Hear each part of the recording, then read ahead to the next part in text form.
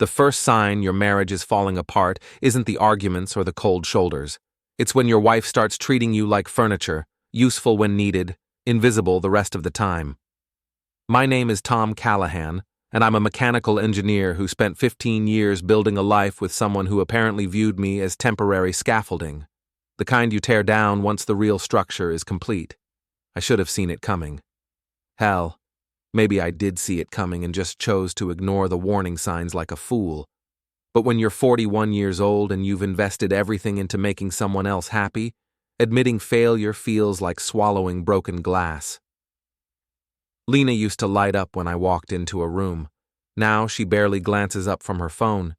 She's a social media manager for some boutique marketing firm downtown, which means she spends her days crafting perfect lies for other people's businesses. The irony wasn't lost on me, considering how expertly she'd been crafting lies for our marriage. It started small, like these things always do. Late nights at the office, weekend conferences that seemed to multiply like rabbits, phone calls that ended abruptly when I entered the room, text messages that made her smile in ways I hadn't seen in months. "Working late again tonight," she announced last Tuesday, not looking up from her laptop. We were sitting at our kitchen table, the one I'd built by hand 3 years ago when we still pretended to care about making memories together. "Third time this week," I said, keeping my voice neutral. I'd learned that showing any emotion around Lena was like feeding ammunition to the enemy. "The Henderson account is demanding. You wouldn't understand." She finally looked at me, and I caught something in her eyes. Not guilt. Lena was too practiced for guilt. It was contempt. Pure, undiluted contempt for the man who paid half the mortgage and apparently had outlived his usefulness. "Try me," I said. "I might be just a simple engineer, but I can probably follow along." She laughed, but it wasn't the laugh I'd fallen in love with 17 years ago. This was sharp, dismissive. "Tom, you design air conditioning systems. I create brand narratives that influence consumer behavior across multiple digital platforms. It's not the same thing." That's when I knew. Not suspected, not worried. Knew. My wife had already left our marriage. She just hadn't bothered to inform me yet. I started paying attention after that. Really paying attention, the way I analyze mechanical systems for flaws. Every detail mattered. Every anomaly told a story. The credit card statements showed lunches at expensive restaurants I'd never heard of. Her browser history, which she'd forgotten to clear, revealed searches for divorce lawyers and apartment listings in the trendy part of town. She'd started buying new clothes, subtle but noticeable upgrades to her wardrobe. The kind of clothes you wear when you're trying to impress someone new. But the real confirmation came on a Thursday evening when I got home early from work. Lena was on the phone in our bedroom, door closed, voice low and intimate. "I know, baby. Just a few more weeks and we can stop sneaking around." A pause, then a laugh that made my stomach twist. "Tom? He's completely clueless. I could probably bring you here for dinner and he'd just ask if you wanted seconds." I stood in the hallway, listening to my wife plan the destruction of our marriage with the same casual tone she used to discuss weekend grocery shopping. The conversation continued for another 10 minutes, filled with details I didn't need to hear, but couldn't stop absorbing. His name was Eric Mason. They'd reconnected on social media 6 months ago. He was her college boyfriend, the one she'd always described as the one who got away. Apparently, he'd decided to come back. When she finally emerged from the bedroom, I was sitting on the couch watching television, acting like the clueless husband she believed me to be. "How was work?" she asked, the picture of domestic normalcy. "Same old problems, different day," I replied. "How about you? Anything interesting happen?" "Just the usual client drama. I'm exhausted." She stretched, putting on a show of being tired. "I think I'll take a bath and go to bed early." I nodded and turned back to the television. Inside my head, I was already making plans.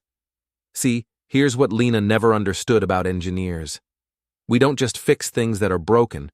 We prevent things from breaking in the first place. We anticipate failure points, We build redundancies. We plan for every possible scenario, including the ones nobody wants to think about. And when something does break beyond repair, we don't just throw it away. We salvage what we can, recycle what's useful, and make sure the failure doesn't happen again. Over the next 2 weeks, I gathered information like I was conducting a structural analysis.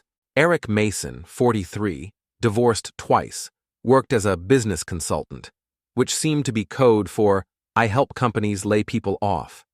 He drove a black Mercedes and lived in a downtown condo that cost more per month than most people made in salary.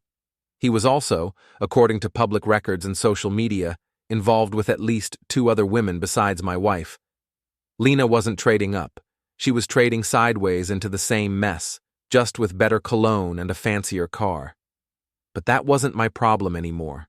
My problem was making sure that when this marriage ended, and it was going to end, I wouldn't be the only one left picking up the pieces. I started with the finances. Joint accounts are a beautiful thing when both parties trust each other. They become a weapon when that trust disappears. I didn't steal anything. Everything I moved was legally mine to move. I just moved it somewhere Lena couldn't access it without my signature. Next came the house. Lena loved our house, particularly the parts that made her look successful to her friends. The expensive furniture, the art, the gadgets. Most of it was purchased on credit cards in my name. Amazing how quickly things can be returned when you have the receipts and the original payment method. I scheduled the returns for a Tuesday when Lena would be at work. The moving truck arrived at 9 in the morning and left at 3 in the afternoon. They took everything except the basics: 1 couch, 1 television, basic kitchen supplies, and Lena's clothes. I wasn't cruel. I just wasn't generous anymore. Then I changed the locks and reset the security system. I was sitting in my kitchen, eating takeout Chinese food from paper containers when Lena came home that evening. The sound of her key failing to work in the front door was better than any symphony I'd ever heard.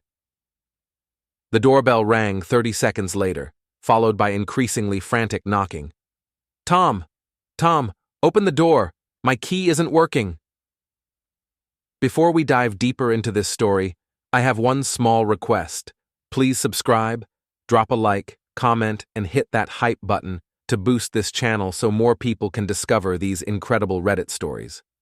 I finished my lo mein before getting up to answer. Through the peephole, I could see her standing on our porch, confusion and anger warring on her face. "Hi, honey," I said, opening the door but not inviting her in. "How was work? What's wrong with the lock? And where's all our furniture?" She pushed past me into the house, then stopped short when she saw the empty living room. "Tom, what happened here? Were we robbed?" "Nope, just some spring cleaning. I returned a bunch of stuff we didn't really need." She spun around to face me, and for the first time in months, I had her complete attention. "You returned our furniture? Our television? Tom, have you lost your mind?" "Actually, I think I just found it." I sat down on the remaining couch, the only one I'd kept because it was the first piece of furniture we'd bought together, back when we were happy. "We need to talk. We need to talk about you having some kind of breakdown and destroying our home." "Our home?" I laughed, and it felt good. Really good. "Lena, when's the last time you spent an evening here? When's the last time we had dinner together? When's the last time you acted like you wanted to be married to me instead of just stuck with me?" She opened her mouth to respond, then closed it. I could see her calculating, trying to figure out how much I knew and how much I was guessing. "I've been working," she said finally. "I've been working hard to build my career, and I thought you supported that." "I do support your career. I don't support your affair." The words hung in the air between us like a challenge. Lena's face went through several expressions before settling on defiance. "I don't know what you think you know, but—" "Eric Mason," I said quietly. "Business consultant. Drives a black Mercedes. Lives downtown in the Meridian building, unit 2247. Divorced twice, currently juggling relationships with you, a woman named Jessica who works at his gym, and someone called Redhead Reddy on a dating app. Should I continue? Lena sank into the chair across from me, the fight going out of her like air from a punctured tire. How long have you known? Long enough to prepare for this conversation. I leaned forward, keeping my voice calm and reasonable. Here's what's going to happen, Lena. You're going to pack a bag and go stay with Eric or one of your friends. Tomorrow you're going to call a lawyer and file for divorce. We'll split everything 50-50, which is going to be a lot less than you think, because I've been busy protecting my assets. You can't just kick me out of my own house. I'm not kicking you out. I'm giving you what you want, the freedom to be with Eric without having to sneak around. Isn't that what you told him on the phone? That you were tired of hiding? She stared at me like she was seeing a stranger. Maybe she was. Tom, we can work this out. We can go to counseling. I made a mistake, but... No, I said, standing up. We can't work this out. You didn't make a mistake, Lena. You made a choice. Actually, you made dozens of choices over the past 6 months. Every lie, every secret meeting, every time you looked at me like I was an inconvenience in your life. Those weren't mistakes. They were decisions. I walked to the front door and opened it. I'll give you an hour to pack whatever you need. After that, I'm activating the security system and going to bed. If you try to come back without calling first, the alarm will wake up the entire neighborhood. She stood up slowly, like she was in shock. This isn't you, Tom. You don't do things like this. You're nice. You're right, I said. I am nice. I was nice when you started working late every night. I was nice when you stopped talking to me except to complain. I was nice when you started treating me like a roommate you barely tolerated. But you know what I learned about being nice to people who don't respect you? I smiled, and it wasn't a nice smile at all. It's a waste of time. Lena packed her bags in silence, moving through our bedroom like she was walking through a crime scene. Every few minutes, she'd glance at me like she expected me to break down and beg her to stay. When that didn't happen, she tried a different approach. You know Eric means nothing to me, right? It's just physical. You and I have history. We have a real connection. I was leaning against the door frame, watching her stuff designer clothes into a suitcase that cost more than most people's monthly rent. If I mean so much to you, why have you been planning to leave me for the past 3 months? She froze with a silk blouse halfway into the suitcase. What are you talking about? The apartment listings, Lena. The divorce lawyer consultations. The credit card you opened in just your name. Should I go on? Her shoulders sagged. You've been spying on me. I've been paying attention. There's a difference. I checked my watch. 45 minutes left. She resumed packing, faster now. What about my friends? What are you going to tell people? I'm not going to tell them anything. That's your job. Tom, please, think about what you're doing. We can't just throw away 15 years of marriage. We're not throwing it away. You already did that. I'm just cleaning up the mess. When she finished packing, she stood by the front door like she was waiting for something. An apology, maybe. Or a sign that this was all just a bad dream. This isn't over, she said finally. Yes, it is. She left without another word. I watched through the window as she loaded her bags into her car and drove away. Then I poured myself a beer and sat down to plan phase 2. See, Lena made a crucial mistake. She assumed that because I'd been passive during our marriage, I'd be passive during our divorce. She thought nice guys stayed nice even when they were being screwed over. She was about to learn the difference between nice and weak. The next morning, I called in sick to work and spent the day making phone calls. First to a divorce attorney, not one of the ones Lena had consulted, but the one who'd been recommended by 3 different people as the most ruthless in the city. Mr. Callahan, said Patricia Vance, a woman whose voice could cut glass. I've reviewed the preliminary information you sent over. This should be relatively straightforward, assuming your wife doesn't try to fight the asset division. She's going to fight, I said. She thinks she's entitled to half of everything, including my retirement accounts and the equity in the house. Based on what you've told me about the affair and your documentation of the financial irregularities, I think we can make a strong case for a more favorable division. Adultery might not carry the weight it once did, but financial misconduct during marriage certainly does. Financial misconduct? The credit cards she opened without your knowledge, the cash advances, the expensive gifts she's been buying, presumably for her boyfriend. It all adds up to marital waste, which the court takes very seriously. I hadn't even thought about the gifts, but now that she mentioned it, I remembered Lena's mysterious shopping trips and the packages that arrived when I wasn't home. What do you need from me? Everything.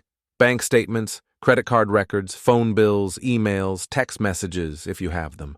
The more documentation we have, the stronger our position. After I hung up with the lawyer, I called my boss and asked for a meeting. Jim Hendricks had been my supervisor for 8 years, and he'd always been straight with me. "Tom, you look like hell," he said when I walked into his office. "Everything okay?" "Getting divorced," I said. "Lena's been having an affair and things are about to get complicated." Jim leaned back in his chair. "I'm sorry to hear that. What do you need?" "I need to know if there's any way this could affect my job. Lena knows where I work, she knows my schedule, and she's not taking the separation well. There might be some drama." "What kind of drama?"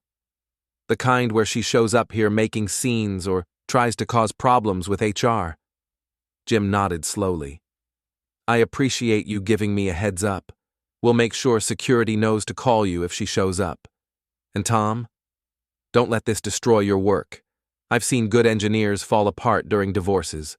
You're too valuable to lose." That afternoon, I drove to Eric's office building. I didn't have a plan exactly, but I wanted to see the man who'd been sleeping with my wife. I wanted to put a face to the enemy. The Meridian building was exactly what I'd expected: glass and steel and pretension. Eric's consulting firm occupied half of the 15th floor. I took the elevator up and walked through the lobby like I belonged there. "Can I help you?" asked the receptionist, a young woman with the kind of aggressive friendliness that screamed commission-based salary. "I'm here to see Eric Mason. I don't have an appointment, but it's regarding a mutual friend." "Let me check if he's available." She picked up the phone and spoke quietly for a moment. "He can see you for a few minutes. Conference room B, just down the hall."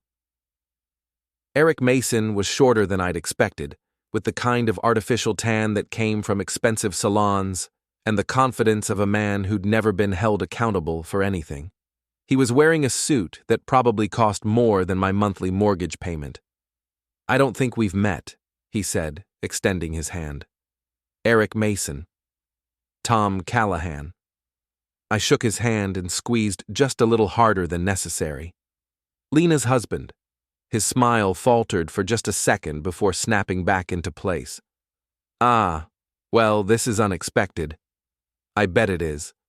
I sat down without being invited. "Nice office. Business must be good." "It has its moments. Look, Tom, can I call you Tom?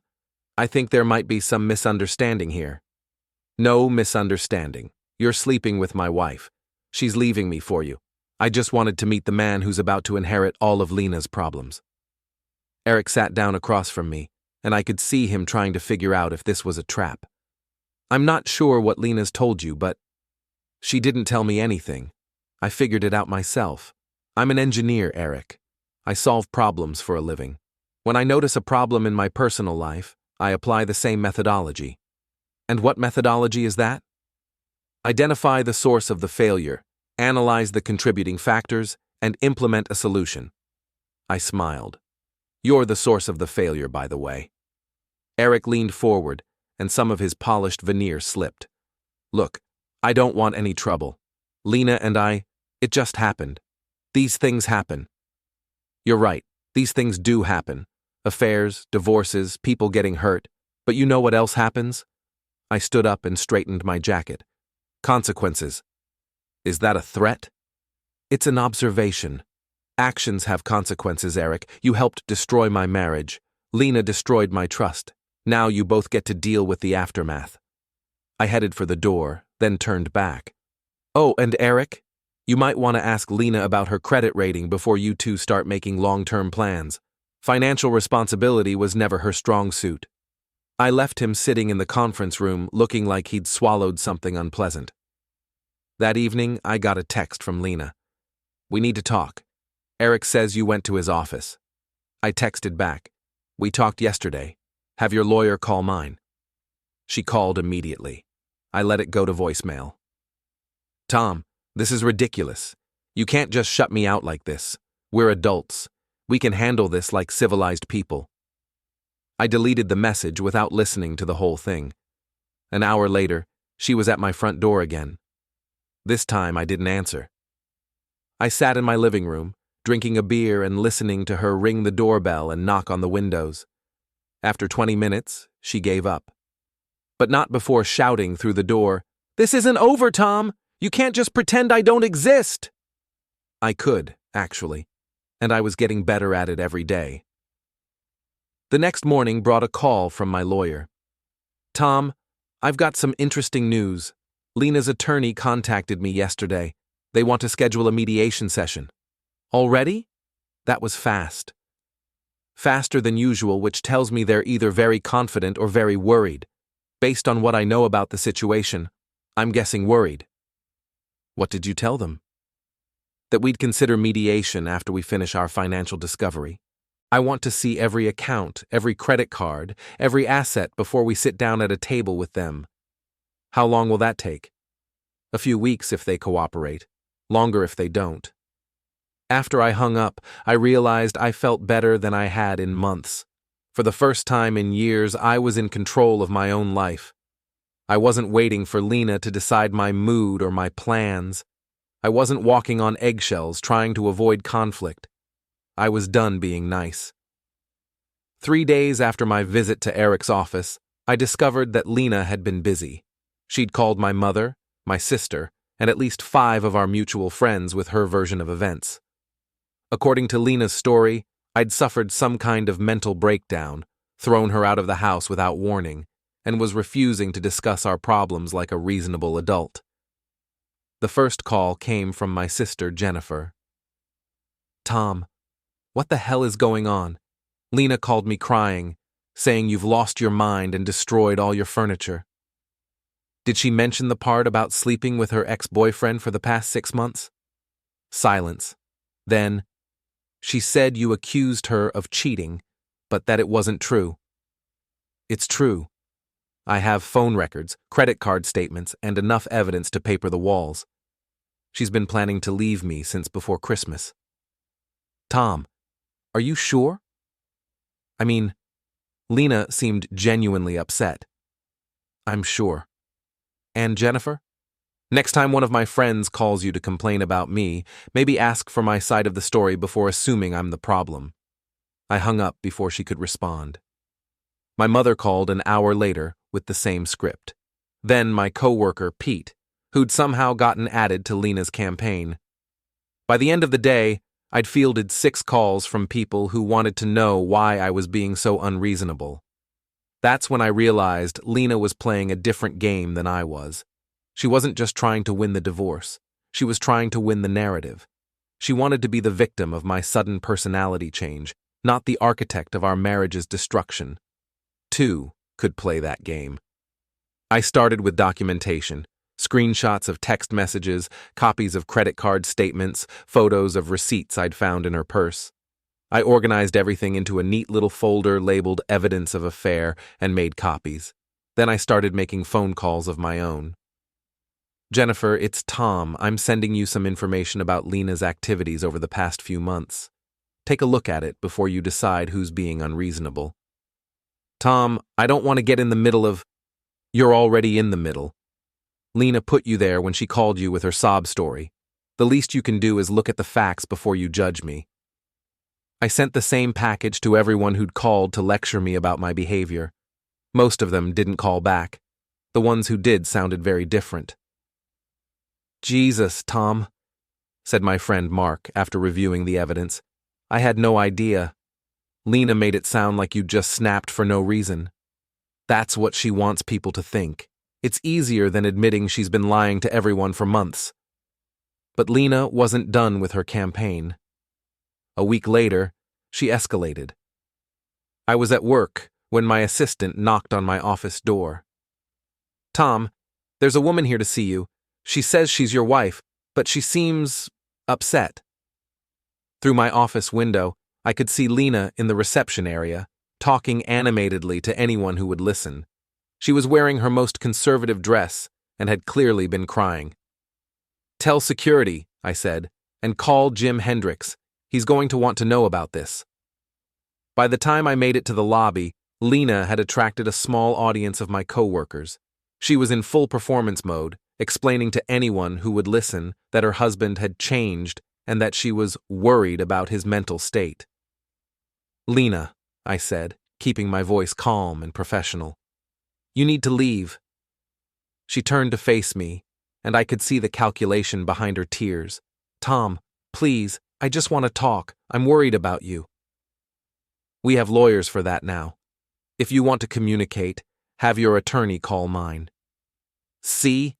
she said to the crowd that had gathered. "This is what I'm talking about. He won't even have a conversation with me. After 15 years of marriage, he won't even talk to me." Jim Hendricks appeared at my elbow. "Mrs. Callahan, I'm going to have to ask you to leave. This is a workplace, not a counseling center." "I just want my husband back," she said, loud enough for everyone to hear. "I don't understand what's happened to him." Security arrived and escorted her out, but the damage was done. Half my office had witnessed Lena's performance, and I could see the questions in their eyes.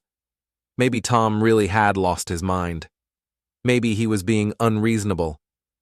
That afternoon, I called Patricia Vance. "She came to your workplace?" Patricia sounded more interested than sympathetic. "Did anyone record it?" "I don't think so." "Why?" "Because what she did could be considered harassment. If she does it again, we can file for a restraining order." "I don't want a restraining order. I want her to stop trying to make me look like the villain." "Tom, let me give you some advice. Stop trying to control the narrative. Focus on the divorce. Let her dig her own grave with these public displays." "What do you mean?" "I mean that showing up at your workplace crying and making scenes doesn't make her look like a victim. It makes her look unstable. The more she does it, the better it is for our case." That evening, I got a call from Eric. "Tom, we need to talk." "No, we don't." "Look, I know you're angry, but Lena is falling apart. She's not eating, she's not sleeping. This has gone far enough." I almost laughed. "Eric, 6 months ago you started sleeping with another man's wife. Now you're calling to tell me I'm being too hard on her?" "I'm calling because I care about her." "You care about her? Then maybe you should have thought about that before you helped her destroy her marriage." "Tom, be reasonable. Lena made a mistake, but—" "Eric, let me explain something to you. I don't care if Lena is falling apart. I don't care if she's not sleeping. I don't care if she's having regrets or second thoughts or whatever crisis of conscience has prompted you to call me." I paused, making sure he was listening. "You wanted her. You got her. She's your problem now. Deal with it." I hung up and turned off my phone. The next morning brought a surprise. My lawyer called with news. "Tom, Lena's attorney wants to schedule an emergency mediation session. They're claiming financial hardship." "Financial hardship?" "Apparently she's having trouble paying her bills. Her credit cards are maxed out, and she can't access the joint accounts without your signature." "That's not my problem." "Actually, it might be. If she can prove that you're deliberately withholding funds to cause her distress, the court might order temporary support." "I moved money that was legally mine to move. I didn't steal anything." "I know. But perception matters. We might want to consider releasing some funds for basic living expenses." "How much?" "Enough to cover rent and necessities. Nothing extravagant." I thought about it. Lena had been living with Eric for the past 2 weeks, which meant her financial hardship was probably more about maintaining her lifestyle than covering basic needs. "Counteroffer," I said. "I'll release funds for her basic expenses if she agrees to stop contacting my friends, family, and co-workers with her version of events. I can propose that. And Eric pays for her entertainment expenses. If he wants to be her boyfriend, he can start acting like it." Patricia laughed. "I'll see what I can do." That afternoon, I got my answer. Lena's lawyer agreed to the terms, which told me everything I needed to know about Eric's commitment to their relationship. Apparently, love didn't extend to picking up the tab for Lena's expensive tastes. But the real victory came 2 days later, when my sister called to apologize. "Tom, I'm sorry I didn't believe you initially. Lena called me again yesterday and she sounded different, angry. She said some things about you that didn't sound like the Lena I know." "What kind of things?" "Cruel things, personal things. It made me realize that maybe I didn't know her as well as I thought I did." After I hung up, I realized something had shifted. For the first time since this whole mess started, I wasn't playing defense. I wasn't reacting to Lena's moves or trying to minimize the damage she was causing. I was winning. The mediation session was scheduled for a Thursday morning in a sterile conference room that smelled like industrial carpet and broken dreams. I arrived 15 minutes early and spent the time reviewing my notes with Patricia. "Remember," she said, "stay calm, stick to the facts, and don't let them bait you into an emotional response. What if Lena tries to turn on the waterworks? Let her. Crying doesn't change the evidence." Lena arrived exactly on time, flanked by her attorney, a thin man named Davidson who looked like he'd rather be anywhere else. She'd dressed for the occasion in a conservative blue suit that was supposed to make her look responsible and trustworthy. The effect was somewhat undermined by the designer handbag that cost more than most people's monthly salary. She wouldn't meet my eyes. "Before we begin," said the mediator, a gray-haired woman named Collins, "I want to establish some ground rules. This is a no-fault divorce proceeding. We're here to divide assets and determine support, not to relitigate the reasons for the marriage's dissolution." Davidson cleared his throat.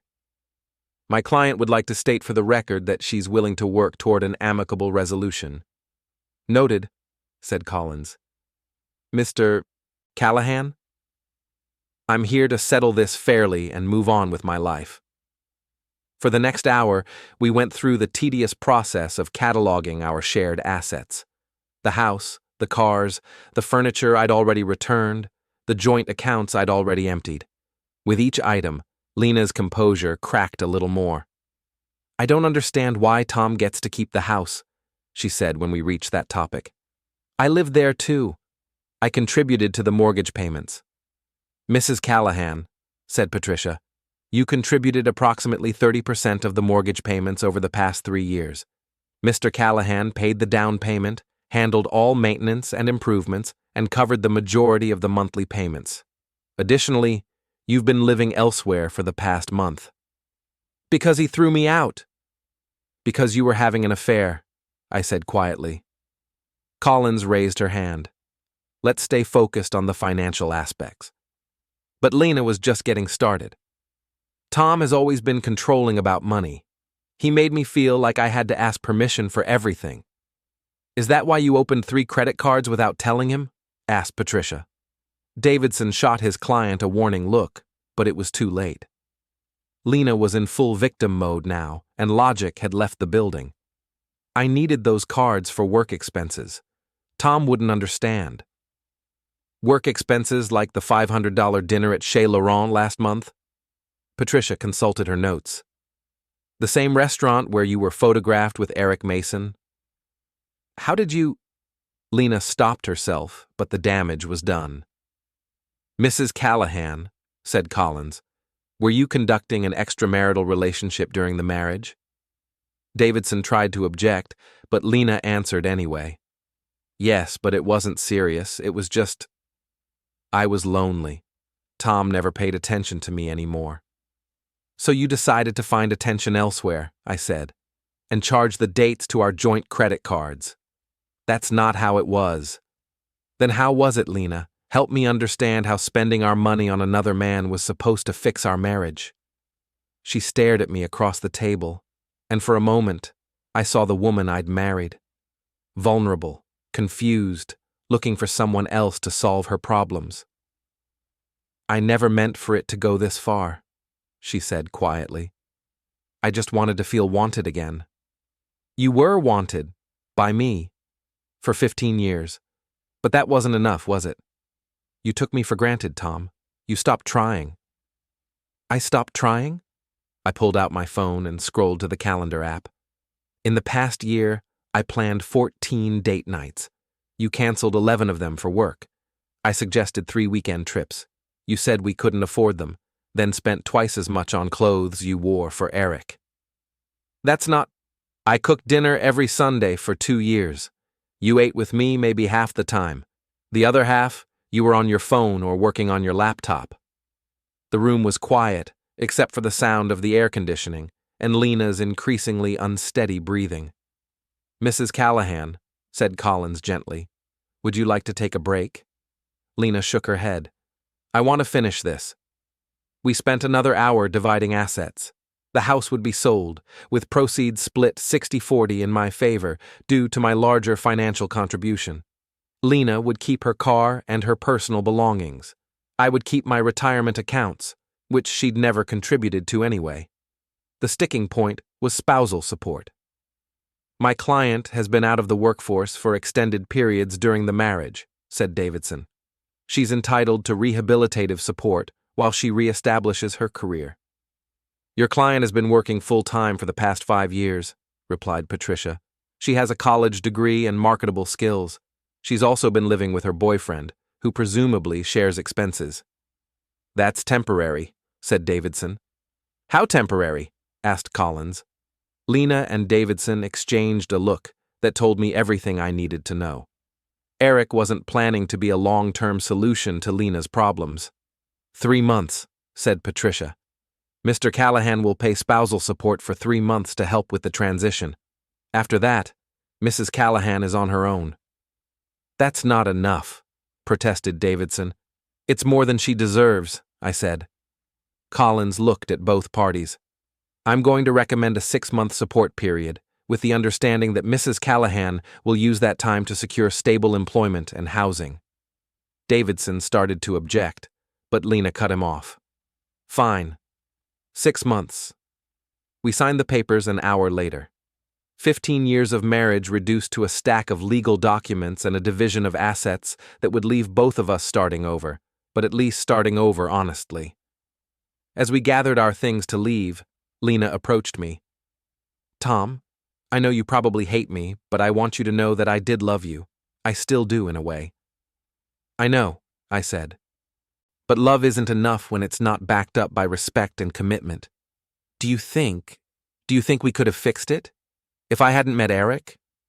I considered the question seriously. Maybe, but you would have had to want to fix it. And you would have had to stop looking for someone else to make you happy. She nodded, tears finally coming. I'm sorry, Tom. I'm really sorry. I know you are, but sorry doesn't undo the choices you made. I left her standing in the hallway with her lawyer, probably planning her next move or her next relationship. It wasn't my problem anymore. Outside the building, Patricia shook my hand. You did well in there. Most people let their emotions take over. I'm an engineer, I said. I solve problems. This was just another problem to solve. What's next for you?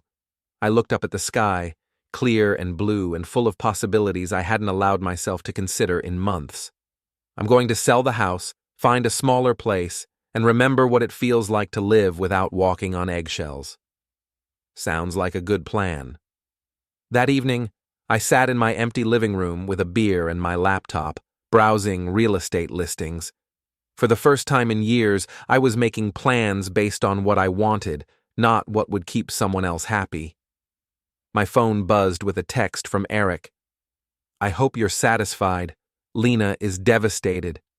I typed back, she'll get over it. People like Lena always do.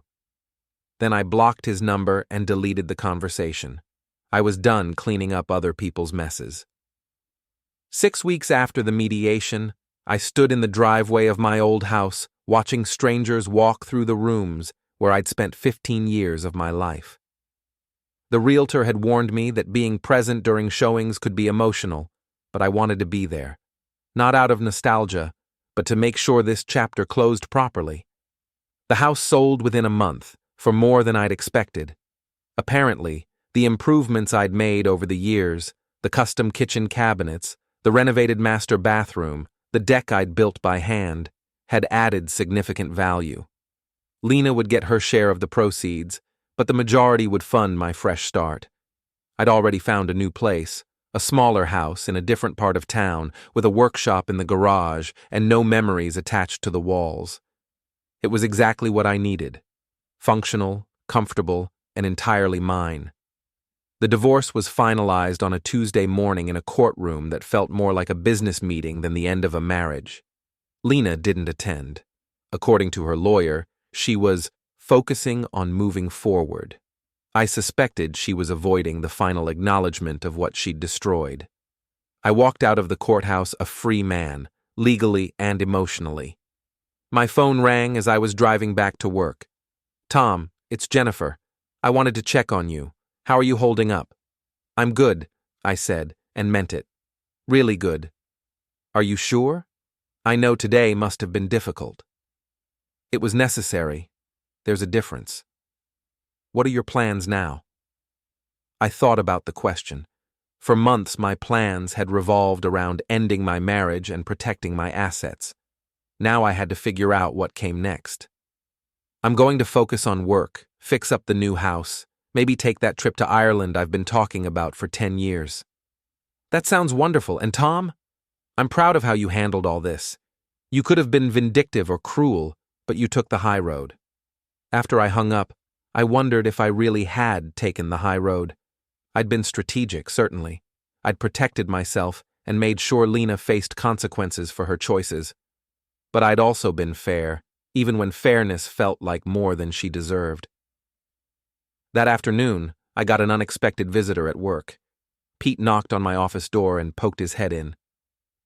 "Got a minute? There's someone here to see you." I looked up from my computer, expecting to see a client or vendor. Instead, I saw a woman I didn't recognize. Mid-30s, professional dress, nervous smile. "Mr. Callahan, my name is Sarah Mitchell. I work at Mason Consulting." Eric's company. This was interesting. "What can I do for you, Ms. Mitchell?" "I wanted to talk to you about Eric Mason and your ex-wife." I gestured for her to sit down. "I'm listening." "I know this is awkward, but I thought you should know that Eric has been, well, he's been telling people at work that you threatened him. He's been playing the victim, saying you're harassing him." I visited his office once, months ago. We had a brief conversation, and I left. That's hardly harassment. "I know. I was there that day. I heard what really happened." She paused, choosing her words carefully. "Eric has a pattern of getting involved with married women, then playing the victim when their husbands find out. You're not the first." "Why are you telling me this?" "Because he's also been bragging about how he's going to take Lena for everything she's worth once her divorce settlement comes through. He's not the knight in shining armor she thinks he is." I leaned back in my chair. "Ms. Mitchell, I appreciate the information, but Lena's relationship with Eric isn't my problem anymore." "I understand, but I thought you should know, in case he tries to cause trouble for you later." After she left, I sat in my office thinking about the conversation. Part of me felt vindicated. I'd been right about Eric from the beginning, but mostly I felt sorry for Lena. She'd destroyed our marriage for a man who was already planning to use and discard her. But that was her lesson to learn, not mine to teach. That evening I drove to my new house and spent 2 hours setting up my workshop. I'd bought new tools to replace the ones I'd left behind, and I was looking forward to working with my hands again. There's something therapeutic about building things, about taking raw materials and turning them into something useful and lasting. My phone buzzed with a text from an unknown number. "Tom, this is Lena. I got a new phone. Can we talk?" I stared at the message for a long moment, then deleted it without responding. An hour later, another text. "Please, Tom, I need to talk to you about Eric." Delete. Then, "You were right about everything. I made a terrible mistake." Delete. Finally, "I'm sorry. I know you probably don't want to hear from me, but I just wanted you to know that I'm sorry." I almost deleted that one too, but something made me pause. Maybe it was curiosity, or maybe it was the need for closure I didn't know I was missing. I typed back, "Apology accepted. Take care of yourself, Lena." She responded immediately. "Can I call you? Just for 5 minutes?" "No. We're done, Lena. Move on." "I know I don't deserve another chance, but—" I blocked the number before she could finish the sentence. The next morning, I woke up in my new house feeling lighter than I had in years. The sun was streaming through windows that faced east instead of west, illuminating a kitchen that was smaller, but somehow more welcoming than the one I'd left behind. I made coffee in a pot that had never brewed a cup for anyone but me, and I read the news on a tablet that didn't have to be shared with someone who was always checking social media. For the first time in months, I wasn't wondering where Lena was or what she was doing, or whether she was lying to me about something. I wasn't calculating the cost of her purchases or trying to decode the meaning behind her silences. I was just living my life. At work that day, Jim Hendricks stopped by my office with a proposal. "Tom, I've got a project that might interest you. It's a 6-month assignment in Denver, helping design the HVAC system for a new hospital complex. Good money, great experience, and a change of scenery." "When would it start?" "Next month. You'd be there Monday through Thursday, home on weekends." I thought about it. 6 months ago, I would have had to discuss it with Lena, factor in her schedule and her preferences and her opinion about whether the disruption to our routine was worth the career advancement. Now the only person I had to consult was myself. "I'll take it," I said. Jim smiled. "I thought you might. You've been through a lot this year, Tom. This could be exactly what you need." That evening, I called my sister to tell her about the Denver assignment. "That's wonderful," she said. "A fresh start in a new place. It's temporary, but yeah, it feels like the right move." "Tom, can I ask you something? Do you ever regret how things ended with Lena? I mean, do you ever wish you'd tried harder to save the marriage?" I considered the question seriously. "No. I regret that it took me so long to stop trying to save something that was already gone. I regret wasting months of my life walking on eggshells around someone who had already decided I wasn't worth her respect.